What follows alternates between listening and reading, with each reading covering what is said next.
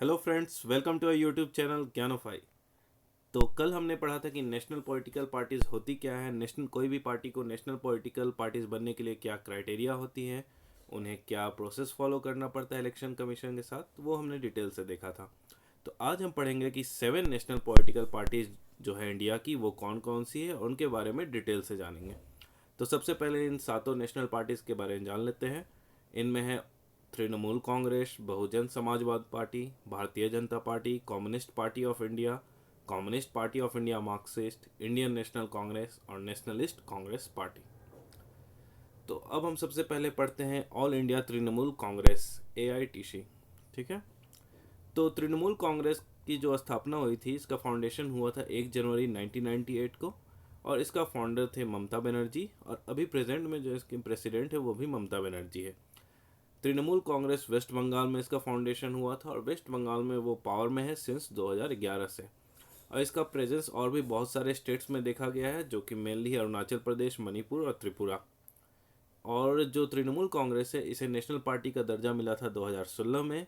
ये कमिटेड है सेक्युलरिज्म के लिए और फेडरलिज्म के लिए। सेक्युलरिज्म मतलब स्टेट का कोई रिलीजन नहीं होता है, स्टेट ना ही किसी रिलीजन को प्रमोट करेगी, ना ही किसी रिलीजन पे बैरियर लगाएगी। ठीक है। और फेडरलिज्म मतलब कोऑपरेटिव फेडरलिज्म, उस तरह का कोई भी कॉन्सेप्ट आता है। India is a federation. ठीक है। तो 2019 का जो इलेक्शन हुआ था, उसमें तृणमूल कांग्रेस को मिला था 4.07% वोट और 22 सीट्स मिले थे। ठीक है। और ये उभर के आया था fourth largest party of India.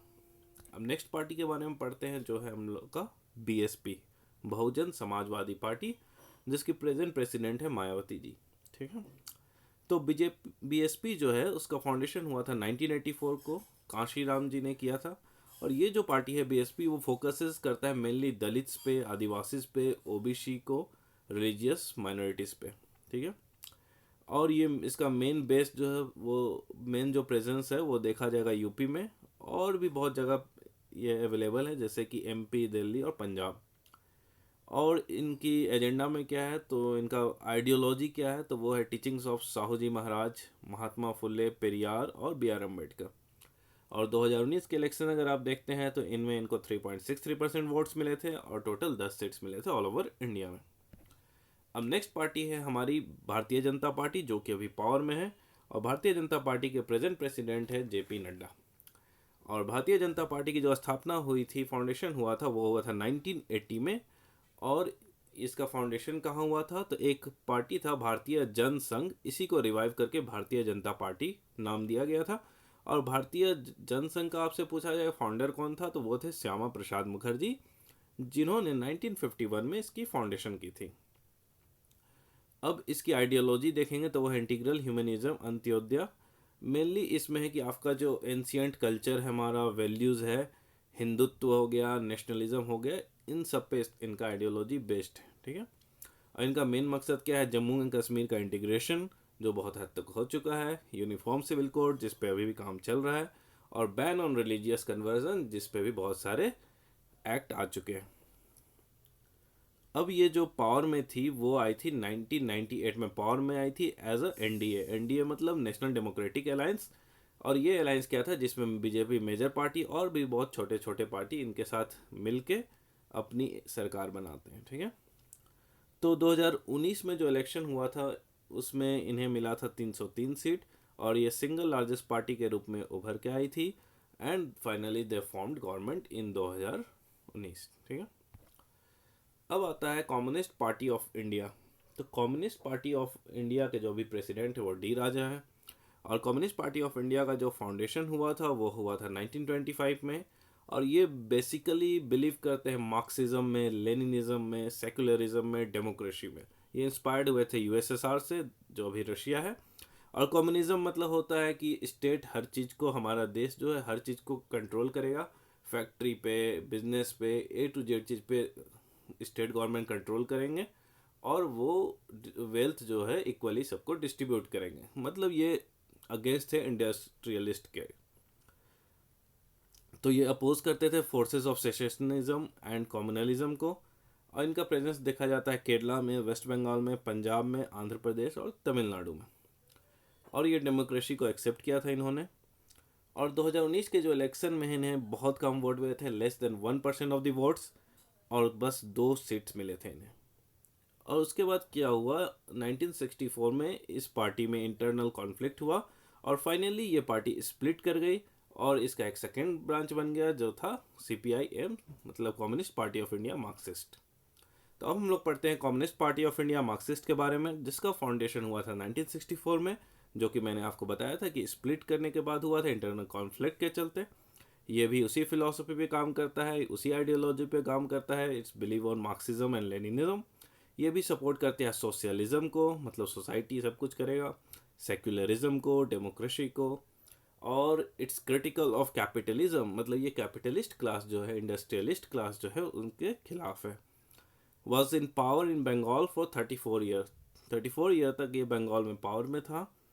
और इसका मेन जो सपोर्ट बेस है, जितना भी आप यूनियन लीडर देखेंगे, यूनियन वर्कर देखेंगे, poor factory worker, farmers, agri labourers, intelligentsia class, सब इनके सपोर्टर्स हैं। और अभी ये कहाँ पे एंजॉय कर रहे हैं अपना सपोर्ट, तो वेस्ट बंगाल में इनका प्रेजेंस अच्छा खासा है, केरला में और त्रिपुरा में।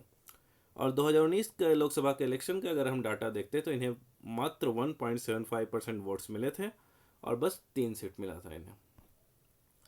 अब नेक्स्ट पार्टी में हम आते हैं जो कि है इंडियन नेशनल कांग्रेस, जिनका फाउंडेशन हुआ था 1885 में। आपको पता है ये सबसे पुरानी पार्टी है and played a dominant role in the Indian politics for several decade after independence. जब देश आज़ाद हुआ उसके बाद भी जवाहरलाल नेहरू के लीडरशिप में कांग्रेस पार्टी ने बहुत ही महत्वपूर्ण योगदान किया and it helped to rebuild the nation.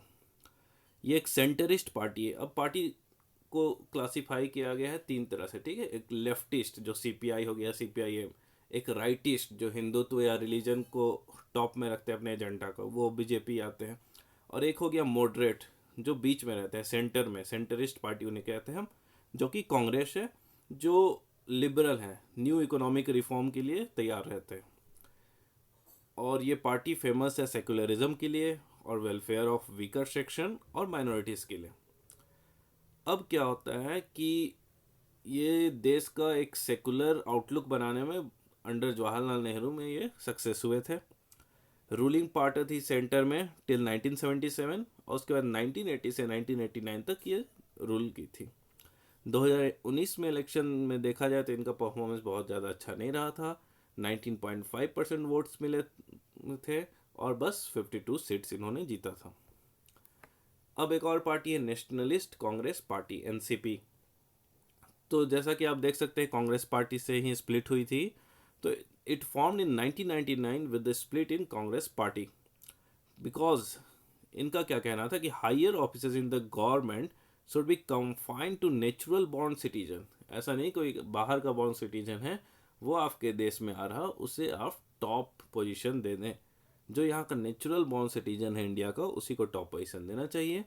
ये भी प्रमोट करते हैं डेमोक्रेसी को, गांधीयन सोशलिज्म को प्रमोट करते हैं। गांधीयन सोशलिज्म क्या था, विलेज स्वराज था, ठीक है। इक्विटी को प्रमोट करते हैं, सोशल जस्टिस को प्रमोट करते हैं और फेडरलिज्म को प्रमोट करते हैं।